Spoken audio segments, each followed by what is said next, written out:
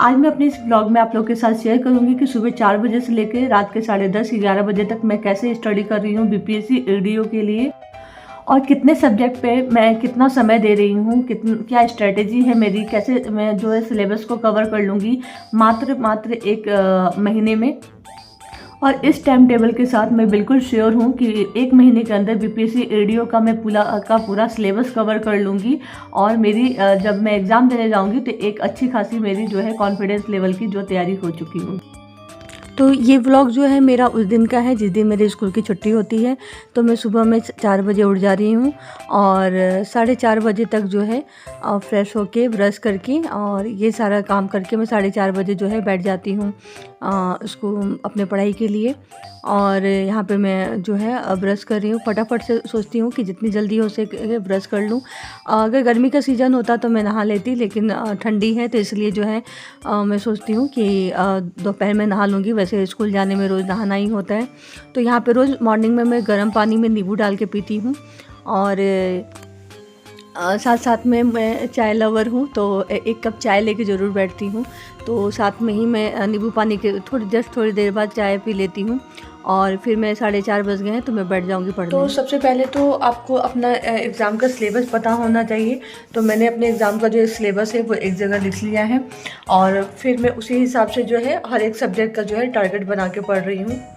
तो यहाँ पे मैंने अपना सिलेबस लिख लिया था कि जो इंग्लिश है वो 30 नंबर की, हिंदी 70 नंबर का, और ये 100 नंबर के क्वेश्चंस होंगे। जनरल एप्टीट्यूड जो है वो 100 नंबर का आएगा। तो मैं 4:30 बजे से लेकर 8 बजे तक कंटिन्यू जो है मैथ बनाऊंगी। मैथ का कोई एक चैप्टर लूँगी और उस चैप्टर को मैं जो है वो ख़त्म करूँगी आज। जैसे आज का जो मेरा टॉपिक है मैथ का वो टाइम एंड वर्क है। इससे काफ़ी इंपॉर्टेंट क्वेश्चन 2-3 क्वेश्चन आ जाते हैं। तो आज मैं इस चैप्टर को पूरा कंप्लीट करने की कोशिश करूँगी। छुट्टी का दिन होता है तो इसलिए कोई हड़बड़ी नहीं होती है। मैं आराम से 8 बजे तक पढ़ लेती हूँ, क्योंकि मेरा बेटा भी 7-7:30 बजे तक सोता है। ठंडी का मौसम है तो मैं उसे सोने ही देती हूँ, और मेरे हस्बैंड भी सुबह उठ के वो अपना उसी रूम में पढ़ाई करते हैं, दूसरे रूम में, क्योंकि उनका पीएचडी का एग्ज़ाम होने वाला है। तो इसलिए जो है कोई डिस्टर्बेंस नहीं हो पाता। और फिर मेरा मैथ कंप्लीट हो गया था तो मैं किचन में आ गई थी सुबह का ब्रेकफास्ट बनाने के लिए। तो मैं इन दिनों जिस दिन छुट्टी होती है तो सुबह का नाश्ता मैं काफ़ी हल्का ही रखती हूँ, जो बहुत इजी बन जाता है। तो यहाँ पे मैं मूंग दाल और थोड़ा सा धोई और थोड़ा सा चावल भिगोए थे, तो उसके मैं चीला बना दूँगी, और वो काफ़ी फटाफट बन जाता है, ज़्यादा टाइम नहीं लगता है। और फिर बाकी काम करके फिर मैं पढ़ने बैठ जाऊँगी।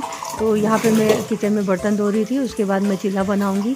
और क्योंकि वो खाने में भी हल्का रहता है तो ज़्यादा हैवी नहीं होता, तो थोड़ा देर हम 12 बजे तक पढ़ भी सकते हैं। दोबारा पढ़ना चाहें तो उसमें नींद नहीं आती या आलस नहीं आता है। तो मैं जो ब्रेकफास्ट है वो हल्का ही करना प्रेफर करती हूँ। खैर मैं हर एग्ज़ाम में कोशिश करती हूँ।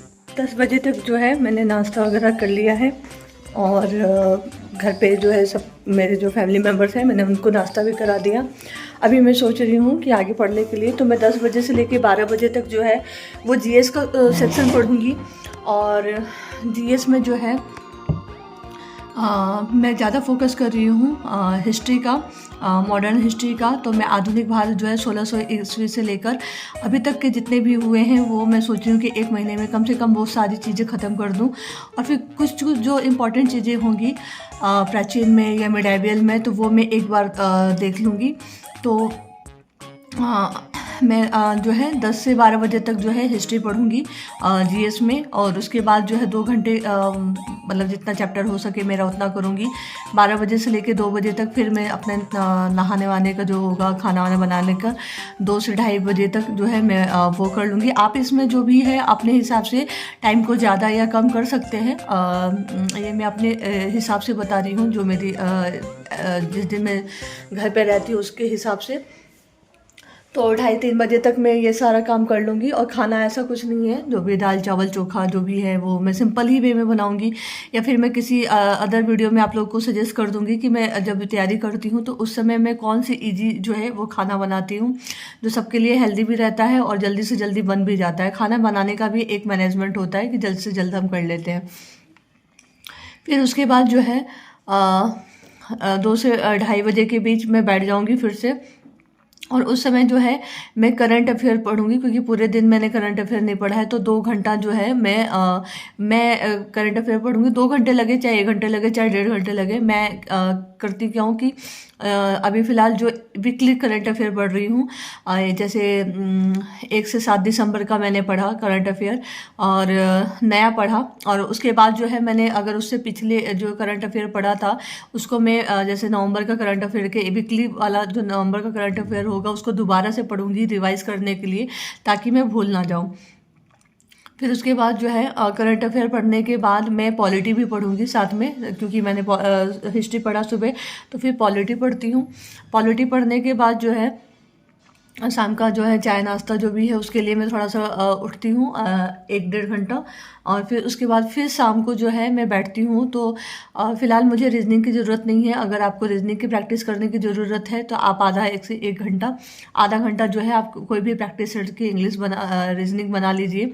फिर मैं जो है चाय वाय पीने के बाद आधे घंटे ही 15 मिनट इंग्लिश और 15 मिनट हिंदी के लिए बस उसकी जो ग्रामर्स हैं वो मैं देखती हूँ, ठीक है। मान लीजिए 6 बजे तक मैंने ये सारा कर लिया, इंग्लिश ग्रामर, चाय भी कर लिया और हिंदी ग्रामर भी पढ़ लिया। क्योंकि लैंग्वेज पेपर है और उसमें नेगेटिव मार्किंग है और उसमें आपको क्वालिफाई भी करना है, तो थोड़ा बहुत मैं देखती रहती हूँ। पर्यायवाची शब्द हो गए, विलोम शब्द हो गए, अनेक के एक शब्द हो गए, तो ये सारी चीज़ें मैं देखती रहती हूँ। और फिर उसके बाद जो है ना ये सारा चीज़ जो है वो कवर हो गया। फिर मेरी 2 चीज़ें रह गई हैं अभी फ़िलहाल, वो है एक तो पहली है ज्योग्राफ़ी को पढ़ना है, और बाकी सुबह में जो मैं 3 घंटे जो भी देती हूँ वो पूरा चैप्टर मेरा जो कंप्लीट हो जाता है। उसमें कुछ क्वेश्चंस मेरे जो है वो अटके हुए रहते हैं, मतलब जो क्वेश्चन मुझे टफ लग रहे हैं या फिर जिनका मैंने सॉल्यूशन देखा, तो मैं फिर शाम को क्या करूँगी कि खाना खाने से पहले जो है ज्योग्राफ़ी भी पढ़ लूँगी आधा घंटा, ठीक है। तो कितना ज़्यादा मतलब वो करके ज़रूरत नहीं है। साइंस मुझे पढ़ने की ज़रूरत नहीं है, क्योंकि मैं साइंस की टीचर हूँ, तो मुझे उसमें ज़्यादा एफर्ट लगाने की ज़रूरत नहीं पड़ती है। वो मैं स्कूल में ही कर लेती हूँ, पढ़ाती हूँ, तो उससे में ही हो जाता है। अगर आपको पढ़ना है तो आप 2 घंटे साइंस के लिए भी रखिएगा, 6 बजे से 8 बजे तक साइंस पढ़ लीजिएगा शाम को। फिर जो है खाना खाने के बाद जो है अभी मेरा जो मेरे पूरे दिन के रूटीन में मान लीजिए कुछ चीज़ें छूट गई, जैसे चैप्टर मैंने मैथ का लगाने का सोचा लेकिन वो पूरा कंप्लीट नहीं हो पाया है। कोई क्वेश्चन है जो मैंने उसका सॉल्यूशन देखा और मुझे लगता है कि मैं फिर उसको भूल जाऊंगी, तो 8 बजे के बाद जो है खाना वाना खाने के बाद 10 से 11 बजे तक आप पढ़ सकते हैं, ठीक है। मैं कोशिश करूँगी कि 10 बजे 10:30 बजे तक पढ़ती हूँ, आप 10 से 11 बजे तक पढ़ सकते हैं।